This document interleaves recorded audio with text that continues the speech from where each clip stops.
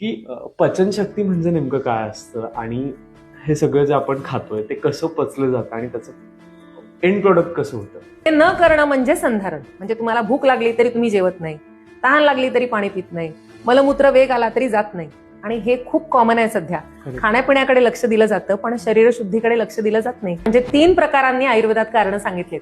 पहिल्या याच्यात आहार म्हणजे अन्न आणि पाणी, दुसऱ्या याच्यात विहार म्हणजे तुमचं झोप आणि जीवनशैली, आणि तिसऱ्या याच्यात विचार म्हणजे तुमचा मनाचा जो काही भाव आहे त्याच्यामुळे होणारा अग्नीवर परिणाम. तर या 3 कारणांमुळे अग्नी बिघडतो किंवा पचन बिघडतं. आता त्या कारणांवर बोलतो पहिलं तर मला आहार या विषयावर बोलायला आवडेल की कसा असावा, ते बिघडू नये किंवा बिघडलं ते सुधारण्यासाठी. आहेत ते पाचक आहेत. जेव्हा खूप अपचन झालेलं आहे तेव्हा तुम्ही या मसाल्यांचा युक्तिपूर्वक वापर केला तर अपचन कमी व्हायला मदत होते. जे काही पचत नाही तुमच्या शरीरात त्याचं रूपांतर एकतर चरबीमध्ये होतं, त्यामुळे वजन वाढू शकतं, किंवा शुगरमध्ये होतं, शुगर वाढू शकते, किंवा स्किनवर ते दिसायला लागतात, पिंपल्स यायला लागतात, बेंड यायला लागतात, काहीतरी स्किन खराब व्हायला लागते.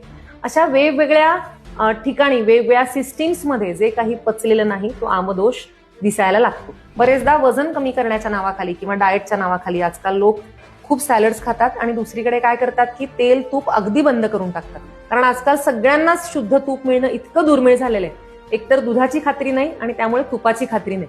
म्हणून मी सगळ्या पेशंट्सना माझा सल्ला देते की रोज तुम्ही 1 चमचा शुद्ध बदामाचं लाकडी घाण्यावर जे काढलेलं तेल आहे ते घेऊ शकता. त्यामुळे पोट स्निग्ध राहतं, वात कमी होतो आणि पचनाला सुद्धा फायदा होतो. रोज वर्षानुवर्ष अँटासिड्स घेणारे जे पेशंट्स आहेत त्यांच्या कॅल्शियम लेवल्स नक्की कमी येतात, त्यांना ऑस्टिओपोरोसिस होतं, हे 100%. तर हे 10 ml एरंडेल तेल सकाळी उपाशीपोटी घ्यायचं. 2 ते 3 जुलाब होतात, इतकं फ्रेश वाटतं त्यांनी, आणि नंतर दिवसभर लंघन करायचं. म्हणजे मुगाच्या डाळीची खिचडी, मुगाचं कढण किंवा मुगाचं सूप, लाह्या असा हलका आहार घ्यायचा.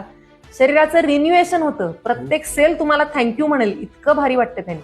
तर आपण ह्या सगळ्या गोष्टी बोललो, तर आता आयुर्वेदानुसार याच्यावर उपचार काय काय असू शकतात.